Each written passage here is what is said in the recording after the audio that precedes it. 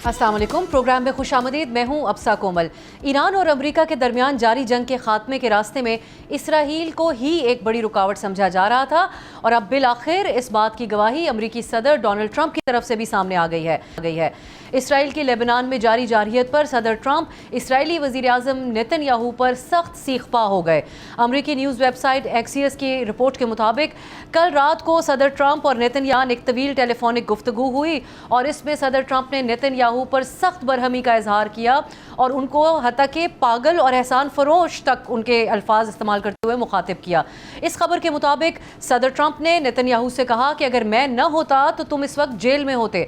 यहाँ पर नाजरीन सदर ट्रंप नेतन्याहू के खिलाफ जारी जो करप्शन तहकीकात हैं उसका हवाला दे रहे थे। सदर ट्रंप ने नेतन्याहू से यह भी कहा कि इस वक्त सब तुमसे भी नफरत कर रहे हैं और जो कुछ तुम कर रहे हो उसकी वजह से इसराइल से भी नफरत कर रहे हैं। ये बड़ा एक सख्त किस्म का रद्द-ए-अमल है जो अमरीकी मीडिया की तरफ से रिपोर्ट किया गया है। लेकिन नाजरीन ये पहली बार नहीं है। सदर ट्रंप इससे पहले भी नेतन्याहू के इक़दामात से इख्तलाफात कर चुके हैं। इस जंग के दौरान 17 अप्रैल को भी अमरीकी सदर ट्रंप की तरफ से इसराइल को खबरदार किया गया था कि लेबनान पर हमला न किया जाए और यहाँ तक कि उन्होंने एनफ इज़ एनफ के अल्फाज इस्तेमाल किए थे जो उनका सोशल मीडिया का पैगाम इस वक्त आप अपनी स्क्रीन पर देख रहे हैं। लेकिन इस सब के बावजूद हमने देखा कि नेतन्याहू अपनी जारहियत से बाज नहीं आया। सिर्फ यही नहीं है, इस जंग के दौरान अमेरिका के इंसदादी दहशतगर्दी डिपार्टमेंट के सरबरा जो केंट ने जो इस्तीफ़ा दिया था उसमें भी जो मरकज़ी जवाब था वो यही पेश किया गया था कि इसराइली लॉबी ने सदर ट्रंप को ईरान जंग में धकेला है और उनको गलत गाइड कर रहे हैं और ये भी कि अगर सदर ट्रंप जंग का खात्मा चाहते हैं तो उनको इसराइल को इस जारियत से रोकना होगा। तो ये तो उनके अपने एक आला ओहदेदार का मौक़िफ़ भी था। अब सदर ट्रंप ख़ुद भी जो इसराइल लेबनान में जारियत कर रहा है उस पर सख्त सीखपा हो गए हैं। हम प्रोग्राम में ये जानने की कोशिश करेंगे कि क्या ट्रंप वाकई ही अब नेतन्याहू के अज़ाइम जो हैं इस जंग को जारी रखने के हवाले से उसको समझ चुके हैं या फिर लेबनान में इसराइली जारियत पर ईरान का जो एक सख्त रद्द-ए-अमल सामने आया उसके हवाले से ये बयान की हद तक के इस बयान को देखा जाए। इस पर बात करने के लिए हमने अगेन आज एक्सपर्ट्स को दावत दी है। इस्लामाबाद स्टूडियो में मेरे साथ तशरीफ़ फरमाए इमरान खान साहब, माहिर बैनुल-अक़वामी अमूर के और साबिक़ कंट्री डायरेक्टर हैं USIP के, इस्लामाबाद में रह चुके हैं। फैज़ रहमान साहब हमें ज्वाइन कर रहे हैं, सीनियर सहाफ़ी और तज्ज़ियाकार वाशिंगटन DC से। बहुत बहुत शुक्रिया फैज़ साहब आपका भी। फैज़ साहब मैं आपसे ही आगाज़ करना चाहूँगी। सदर ट्रंप का ये जो बयान एक्सियस ने रिपोर्ट किया, हम उसके हर्फ ब हर्फ तो उसको नहीं चला सकते जिस किस्म के अल्फाज उन्होंने नेतन्याहू के लिए इस्तेमाल किए, लेकिन बड़े सीखपा वो नज़र आए हैं। इसको उसी माजी के बयान जिसमें उन्होंने इनफ इज़ इनफ कहा था उसी के तरीके से देखा जाए, क्योंकि उसके बाद भी नेतन्याहू ने अपनी मर्ज़ी ही की थी, कोई जंग बंदी नहीं हो गई, या फिर इसको संजीदा लिया जाए कि सदर ट्रंप अब इसराइल से कुछ फासला इख्तियार कर रहे हैं। जी बहुत बहुत शुक्रिया आपसा। Good to be back on your popular show. देखिए इसमें कुछ चीज़ें टाइमिंग हैं और कुछ यहाँ की अपनी दाखिली सियासत भी है और फिर जिसको जिस तरह से लीक किया गया है और जिस सहाफ़ी के ज़रिए लीक किया गया है, अगर आप सारी बातें देखें यहाँ पर एक जो तासुर और बल्कि पूरी दुनिया में भी जो एक तासुर, जैसे खुद आपने अभी इंट्रो में भी फरमाया, एक ये उभरा हुआ है कि ये सब कुछ नेतन्याहू के कहने पर हुआ है और actually Netanyahu is calling the shots, he is the boss. ये जो ईरान और इसकी जंग भी हो रही है और मुज़ाकरात भी हो रहे हैं और कुछ चीज़ें आगे बढ़ रही हैं, तो असल जो बात है, ख़ुद आपने देखा कि जब JD वैंस साहब पाकिस्तान तशरीफ़ ले गए थे तो वहाँ पर भी उन्होंने वापसी में नेतन्याहू से फ़ोन पर बात की थी अपने जहाज़ से और बाकायदा उनको अपडेट किया था। बल्कि कुछ लोग तो ये भी कहते हैं कि निगोशिएशंस जब हो रही थी इस्लामाबाद में उस वक्त भी वो he was on the phone with Netanyahu. तो ये बहुत एक तासुर है जो कि यहाँ डोमेस्टिकली इनके लिए थोड़ा सा तबाहकुन साबित हो रहा है ट्रंप साहब के लिए और रिपब्लिकन पार्टी के लिए। तो ये जो लीक किया गया है, ये ज़ाहिर है कि जो सहाफ़ी हैं, जो बराक रवीड जो तकरीबन 20 साल IDF में इजरायली फ़ौज में रहे, फिर उसके बाद मोसाद का हिस्सा रहे, फिर अचानक एक इंटरनेशनल सहाफ़ी के तौर पर सामने आ गए ओवरनाइट लिटरली, और उनको पूरी फुल एक्सेस दी गई ट्रंप के साथ भी और नेतन्याहू के साथ भी। तो इसको उस अंदाज से भी देखना चाहिए कि ये शायद कुछ इस वक्त नेतन्याहू को इस्तेमाल करके ट्रंप ने ये भी कोशिश की है कि अपने आप को बॉस साबित करें, दिखाएं कि ये वो हैं बॉस इस पूरे प्रोसेस में और नेतन्याहू जो है उनको मेरी बात मानना पड़ेगी। लेकिन आप ये देखिए कि वो जो हमारे पास कहते हैं कि उनका जो जवाब आया वहाँ से फ़ौरन उन्होंने कहा नहीं जी, हम तो लेबनान में अपनी तमाम कार्रवाई जारी रखेंगे, अलबत्ता मैंने बैरूत पर हमला अभी مؤخر کر دیا ہے، یعنی آپ جسٹ ہولڈ آف کر دیا ہے کہ اپنی فورسز کو کیا رہیں. تو آپ اگر اس طرف ان کا بیان دیکھیں تو اور لگتا ساتھ یہ ہے بھی کہہ رہے ہیں کہ ظاہر ساؤتھ لیبنان میں پیش قدمی یا جو وہاں پر ہماری پریزنس ہے اس کو جاری رکھیں گے. بالکل جاری. تو یہ بھی ایک بہت بڑا ان کے لیے ایک بہت بڑا جواب تھا. تو اس میں کوئی شک نہیں ہے کہ، لیکن افسا بات دراصل یہ ہے کہ اتنی زیادہ موونگ پیسز ہیں اس میں، اور اتنے لوگوں کے کمپیٹنگ انٹرسٹ جسے کہتے ہیں، لابیز ہیں واشنگٹن میں، کہ آپ کو خود کچھ نہیں سمجھ میں آتا ہے کہ کس وقت وہ کیا کہنے والے ہیں اور کیا کرنے والے ہیں. اور خود ان کو اپنا جو ایک بیلنسنگ ایکٹ ہے وہ خود ان کے لیے دشوار ہوتا جا رہا ہے. دیکھیں ان کے پاس جو ہے بیسیکلی اس وقت 3 آپشنز ہیں.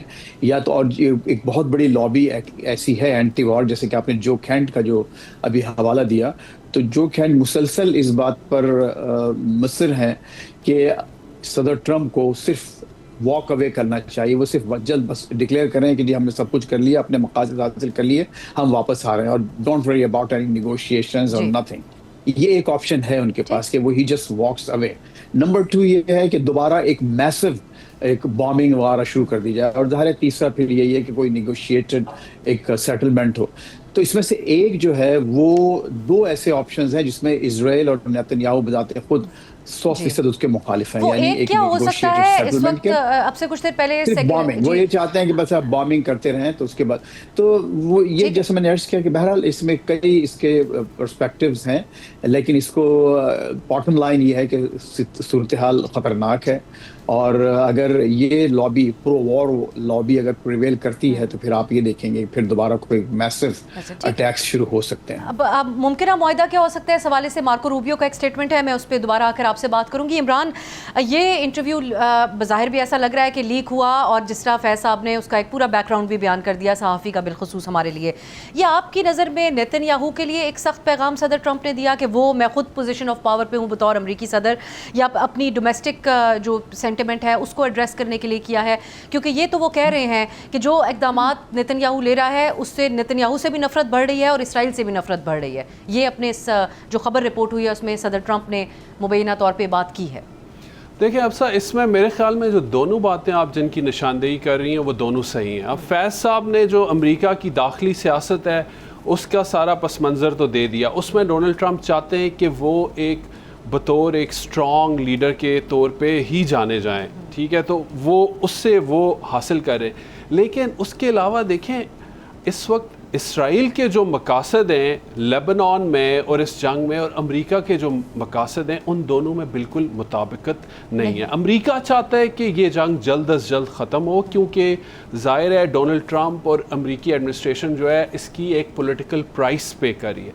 جبکہ نیتن یاہو جو ہیں کیونکہ تھوڑے عرصے بعد الیکشن بھی ہو رہے ہیں جی، تو ان پہ یہ پریشر ہے کہ وہ حزب اللہ کو اور شکست دیں، کیونکہ حزب اللہ نے جو ایک سخت قسم کی ریزسٹنس ابھی کی ہے سدرن لبنان میں، اس کی وجہ سے کئی اسرائیلی ڈسپلیسڈ ہیں جو ناردرن یا شمالی اسرائیل میں رہتے ہیں.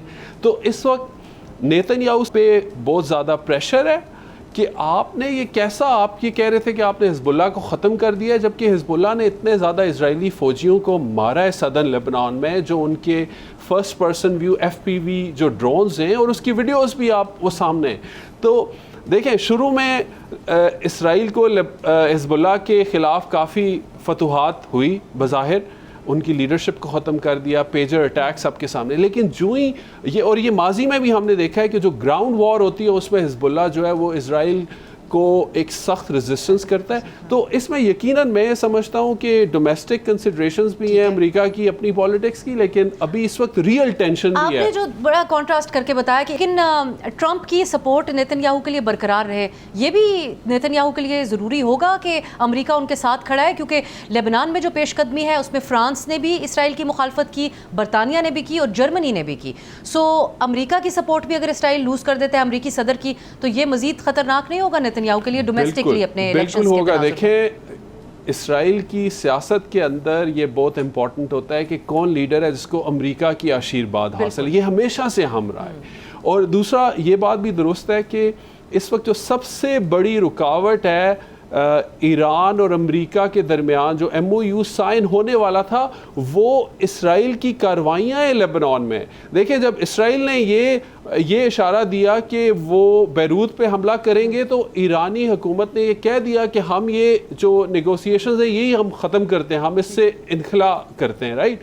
تو اس وجہ سے پوری جو بین الاقوامی برادری ہے وہ اب اسرائیل پہ پریشر ڈال رہی ہے کیونکہ سب سے بڑی رکاوٹ ان کی کارروائیاں ہیں لیبنان میں, ان کو یہ ختم کرنی پڑیں گی ورنہ جو ہے نا پیس نیگوسیشن آگے نہیں بڑھ. صدر ٹرمپ نے بھی اسی بات کا اظہار کیا ہے کہ ایک رکاوٹ لیبنان میں اسرائیل کی کارروائیاں, لیکن ساتھ ہی وہ یہ بھی کہتے ہیں کہ اگلے ہفتے ڈیل ہو سکتی ہے. کس حد تک اس کا امکان ہے, اس پہ بات ہوگی ایک شارٹ بریک کے بعد.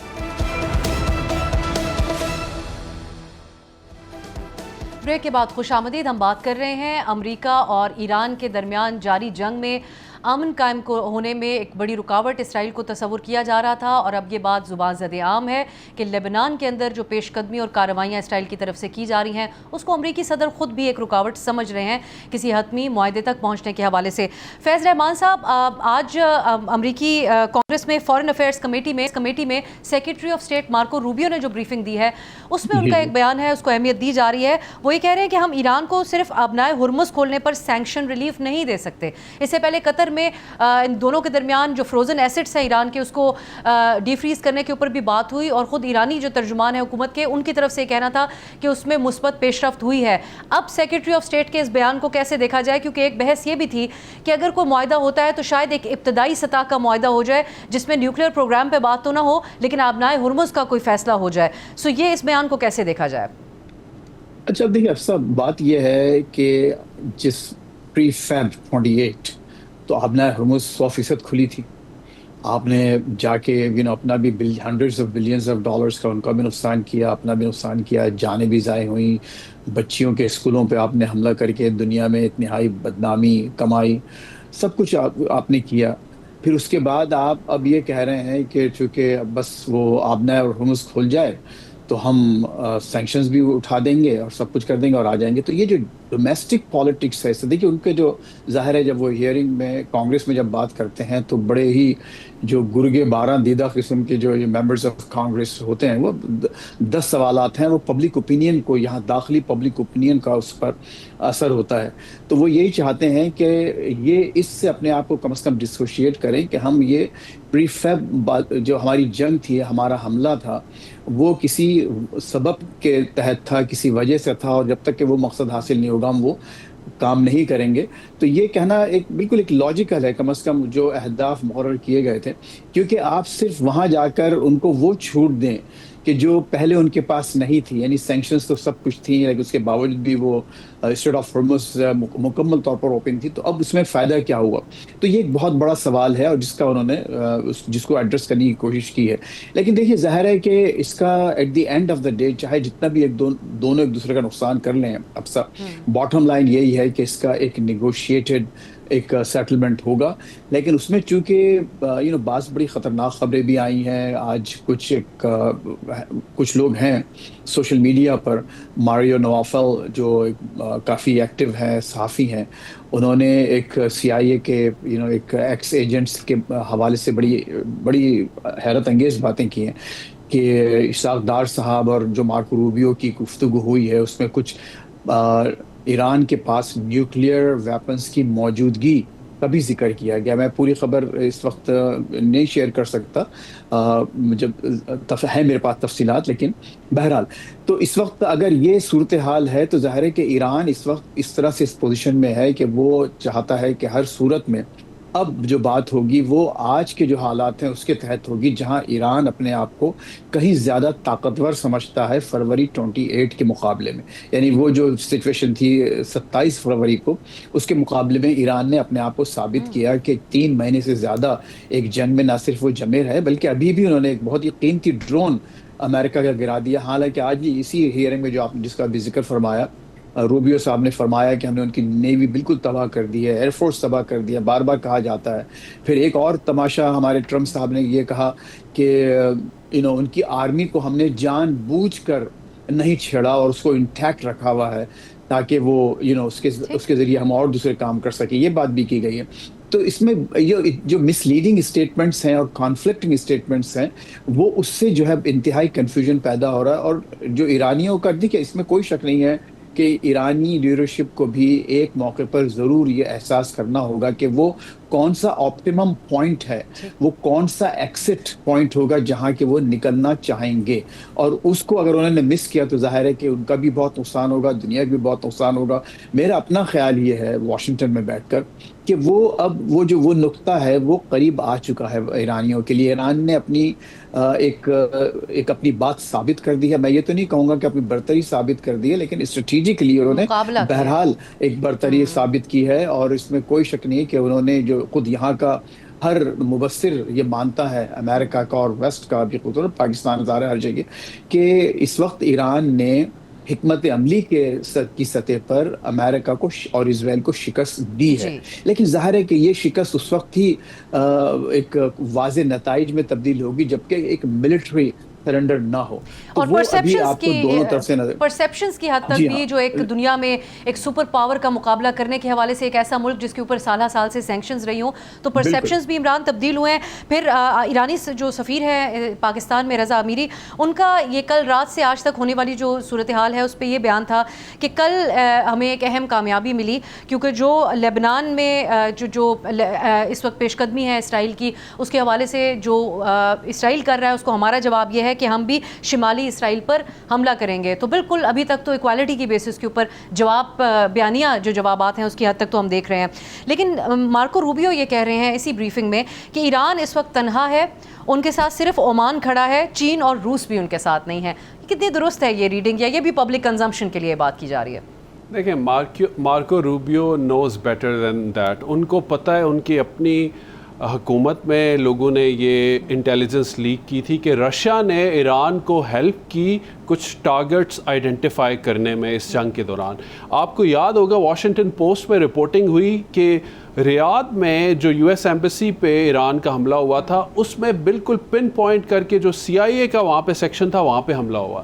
اب یہ ایرانین انٹیلیجنس افیکٹو ہے, لیکن وہ اتنی افیکٹو نہیں کہ اس طرح کی ان کے پاس انفارمیشن ہو. یہ پروبیبلی KGB نے ان کو انفارمیشن دی تھی. آپ رشین انٹیلیجنس کی بات کر رہے ہیں. جی ایگزیکٹلی. تو اب ایک طرف تو رشیا ہیلپ کر رہا تھا, دوسری طرف ظاہر ہے چائنا نے بھی کوئی براہ راست ہیلپ نہیں کی فوجی معاملات میں, لیکن چائنیز ٹیکنالوجی, چائنیز سیٹلائٹس وغیرہ یوز کر رہے تھے ایرانیز. اور عمران, یہ جو مارکو روبیو بیان دے رہے ہیں اس سے چائنا اور روس جیسے ممالک, چین بالخصوص جو اپنے واضح طور پہ سامنے نہیں آئے سارے معاملے پہ, ان کو بھی مجبور کر رہے ہیں کہ وہ ایک واضح پوزیشن لیں ایران کے حق میں. چائنا تو اس کی ظاہر ہے ایک بڑی ایک دلچسپ فارن پالیسی ہے, وہ اس طرح کے کانفلکٹ جنگوں سے دور رہتا ہے, اسی وجہ سے وہ اتنا طاقتور ہے. دے ڈونٹ گیٹ باگ ڈاؤن.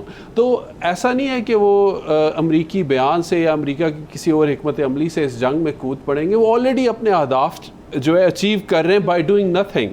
ٹھیک ہے جی, وہ باعث بیٹھے ہوئے ہیں. امریکہ اس جنگ میں مزید ایک طرح سے وہ دھنستا گیا ہے پچھلے 3 مہینے میں, اور ابھی بھی امریکہ کے پاس کچھ آپشنز نہیں ہیں. آپ دونوں کی گفتگو سے یہ لگتا ہے کہ اگر کسی کے لیے اس وقت چیلنج ہے تو وہ ٹرمپ اور نیتن یاہو ہیں, اور انہی دونوں کو یہ جتنی یہ جنگ پرولونگ ہوتی ہے ان کے لیے مزید چیلنجنگ بنتی جائے گی. بہت شکریہ عمران خان آپ کا, فیض رحمان صاحب آپ کا بھی.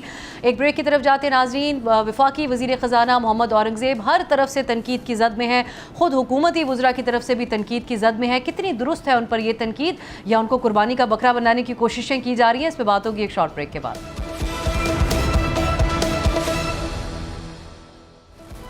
بریک کے بعد خوش آمدید. وفاقی حکومت آئندہ مالی سال کے بجٹ کے لیے IMF کی سخت شرائط اور مختلف تجاویز پر اس وقت کام کر رہی ہے.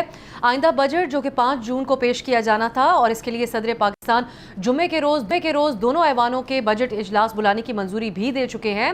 اب یہ اطلاعات سامنے آ رہی ہیں کہ بجٹ اگلے ہفتے پیش کیا جائے گا.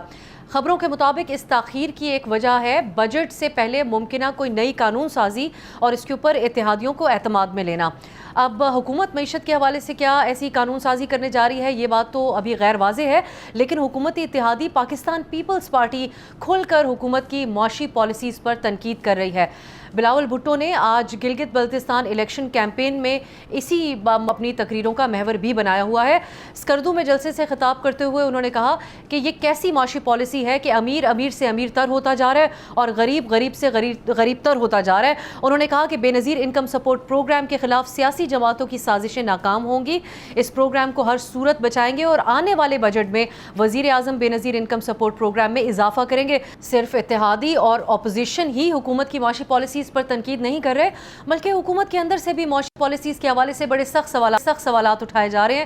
وفاقی وزیر منصوبہ بندی احسن اقبال نے وزارت خزانہ کی کارکردگی پر تنقید کرتے ہوئے کہا کہ عالمی مالیاتی منڈیوں سے قرض لے کے حق کے حصول کے لیے بانڈز کے اجرا پر جشن منانا شرمناک ہے۔ اب ناظرین، یہ جو بیانات ہیں اس کے بعد بہت ساری چہمگوئیاں ہو رہی ہیں کہ جو معیشت میں بہتری لانے میں ناکامی رہی، کیا اس کی وجہ سے وزیر خزانہ محمد اورنگزیب کو اپنے عہدے سے ہاتھ دھونا پڑ سکتا ہے؟ ملک میں کی جو معاشی صورتحال کی ابتری ہے اس کا خلاصہ کچھ یوں ہے کہ مئی میں مہنگائی 23 ماہ کی بلند ترین سطح یعنی 11.7% تک پہنچ گئی۔ حکومت رواں مالی سال میں معاشی شرح نمو کا 4.2% کا ہدف حاصل نہیں کر سکی، جبکہ FBR بھی ٹیکس جمع کرنے کا ہدف حاصل کرنے میں مکمل طور پہ ناکام رہا۔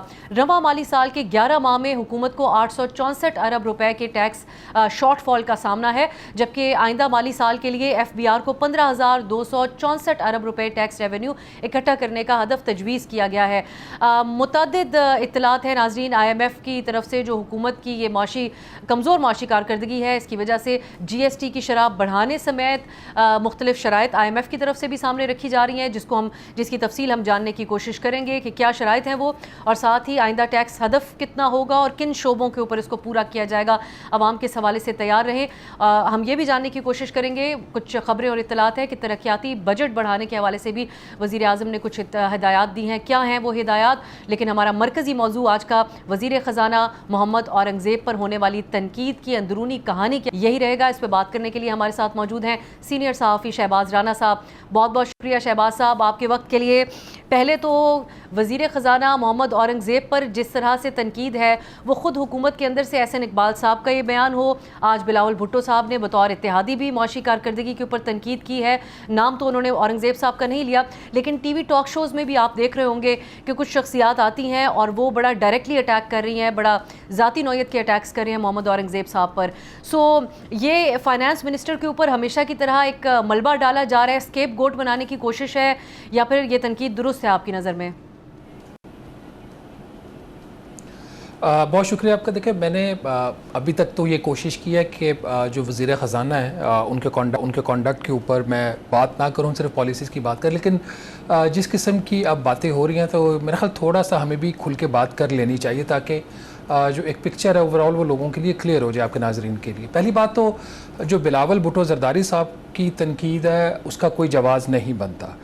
وہ اس لیے نہیں بنتا کہ 2022-23 کے بجٹ سے لے کے 2025-26 کے بجٹ تک، جس کو بلاول بھٹو صاحب فرما رہے ہیں کہ جس کی وجہ سے امیر امیر ترین ہو گیا اور غریب غریب ترین ہو گیا، یہ بجٹ پاس ہی نہیں ہو سکتے تھے اگر پاکستان پیپلز پارٹی ان بجٹس کے حوالے سے اپنا ووٹ نہ دیتی۔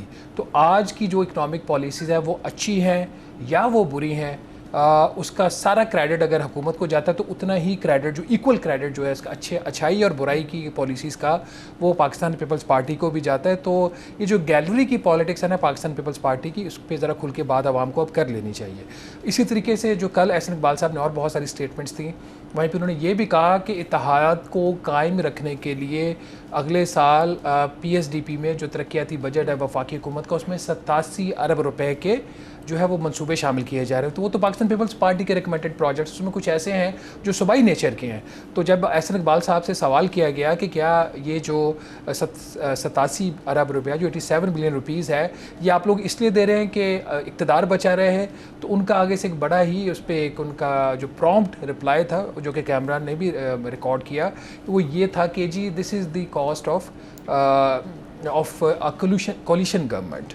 تو اگر اس حد تک سب کچھ طے ہے تو پھر بلاول بھٹو زرداری کی جو ہے وہ تنقید کا کوئی جواز نہیں بنتا۔ اب آ جائے جو وزیر خزانہ محمد اورنگزیب صاحب کے اوپر تنقید ہے۔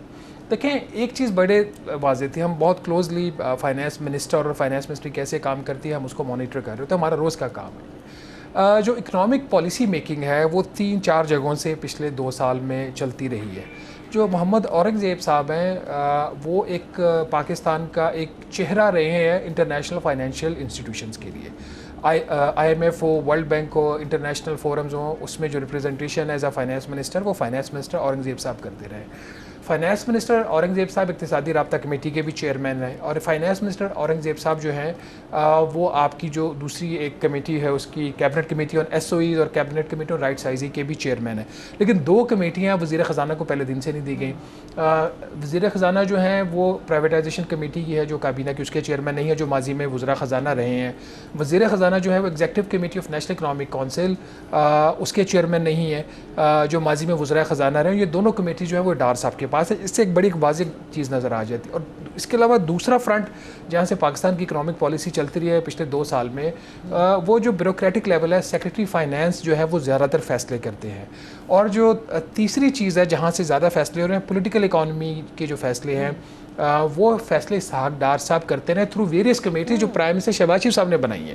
تو اس لیے اگر آج کی جو پالیسیاں اکانومی کی اچھی ہیں یا بری ہیں تو اس میں محمد اورنگزیب صاحب کا بھی کردار ہے, اس میں بیوروکریسی ہے جو فائنانس منسٹری اس کا بھی کردار ہے, اور اس میں جو ہمارے ڈپٹی پرائم منسٹر ہیں ان کی بھی اس کے اندر انپٹ ہوتی ہے. اور وہ جو انپٹ ہوتی ہے وہ دیتے ہیں تھرو کمیٹیز, اسپیشل کمیٹی جو پرائم منسٹر بناتے ہیں. تو at the end of the day آج جو بھی اچھی یا بری پالیسیاں ہیں وہ اس کا جو سارا جو ہے وہ آپ ملبہ جو ہے وزیر خزانہ کے اوپر نہیں ڈال سکتے, وہ پرائم منسٹر آفس میں بھی جا کے رکتا ہے.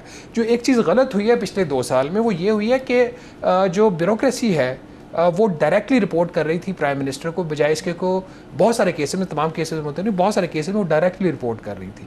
تو جو فائنانس منسٹر ہوتا ہے آپ کسی کو بھی اپوائنٹ کریں اس کو پھر فلی امپاور کریں, بیوروکریسی بھی اس کو رسپونڈ کرے, پھر وہ آگے پرائم منسٹر آفس کو خود رسپونڈ کریں, اور پھر اس کو آپ تمام جو کمیٹیز ہیں اس کا چیئرمین, ہاں ان جن کمیٹیز کا وہ چیئرمین بنائے. آپ کی اطلاعات کے مطابق کیا رد عمل ہے وزیر خزانہ کا؟ کیا آپ سمجھتے ہیں کہ یہ سینس کر رہے ہیں وہ کہ ان کو اسکیپ کوٹ بنا کے ان کا عہدہ ان سے جانے والا ہے؟ اور یہ جو بانڈز کی جو حوالے سے اس کے اجرا کے ذریعے قرض والے لینے کی بات ہے, اس کے اوپر جو تنقید ہے, یہ کس کا برین چائلڈ تھا؟ اس کے پیچھے کیا میکنزم یا سوچ تھی؟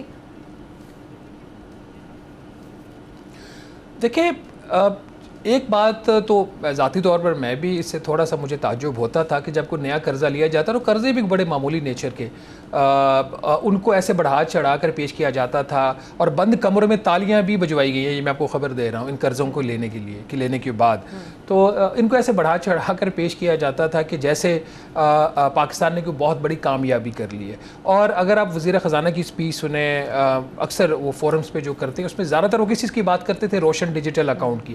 آپ روشن ڈیجیٹل اکاؤنٹ میں بھی زیادہ تر آپ قرضہ نیا پاکستان سرٹیفکیٹ کے تھرو لے رہے ہوتے ہیں. اسی طریقے سے وہ یورو بانڈ کی پرائیویٹ پلیسمنٹ ہے, وہ یورو بانڈ بھی فلوٹ نہیں کیا حکومت نے, اس کا وہ کریڈٹ لیتے ہیں. پانڈا بانڈ جی پہلی دفعہ کر لیا, ابھی پہلی دفعہ آپ نے پانڈا بانڈ کر کے کوئی سرمایہ کاری نہیں لے کے آئے, آپ کو $25 کروڑ کا ایشین ڈیولپمنٹ بینک اور ایشین انفراسٹرکچر انویسٹمنٹ بینک کی گارنٹیوں کے اوپر وہ آپ نے قرضہ لیا ہے, ٹھیک ہے.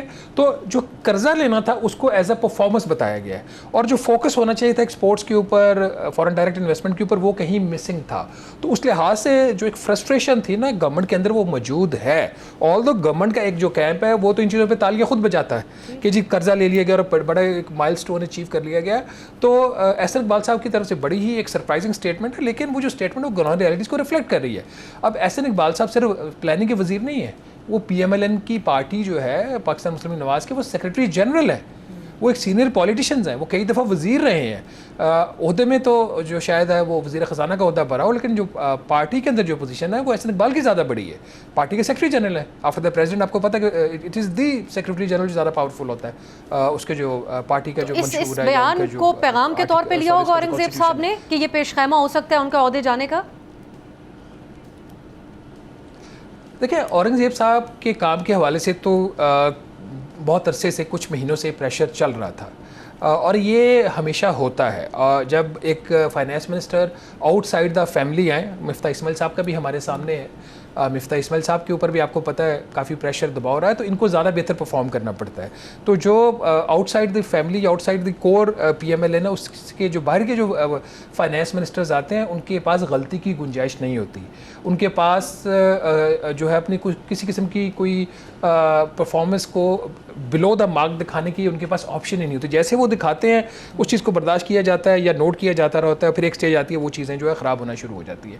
پر یہ ایک پولیٹیکل ڈیسیجن ہے کہ گورنمنٹ کیا فیصلہ کرتی ہے فائنانس منسٹر کے حوالے سے. میرا یہ ماننا ہے کہ جو بھی فائنانس منسٹر وہ فلی امپاورڈ ہو.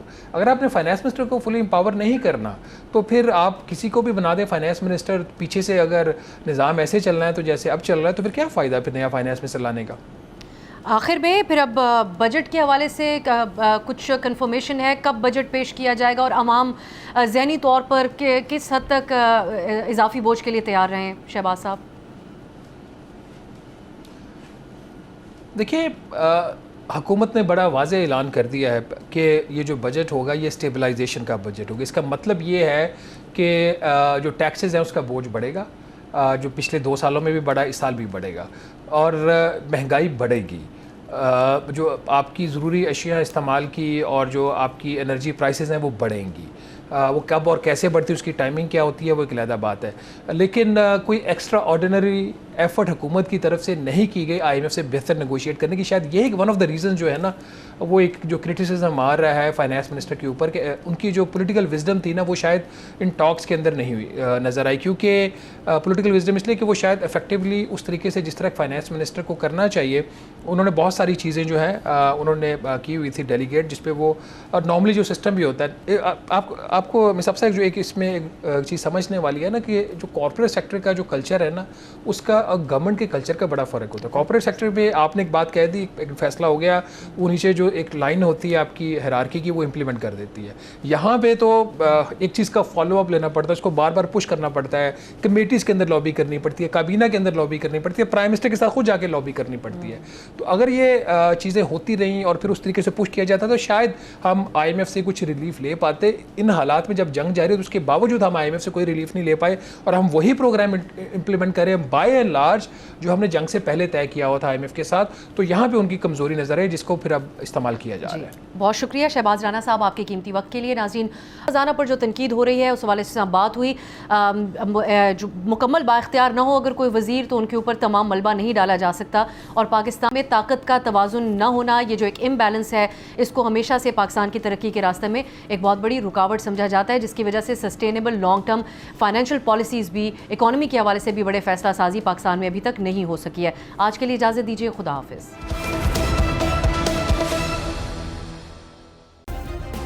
سبسکرائب کریں اور بیل دبائیں تاکہ کوئی خبر رہ نہ جائے.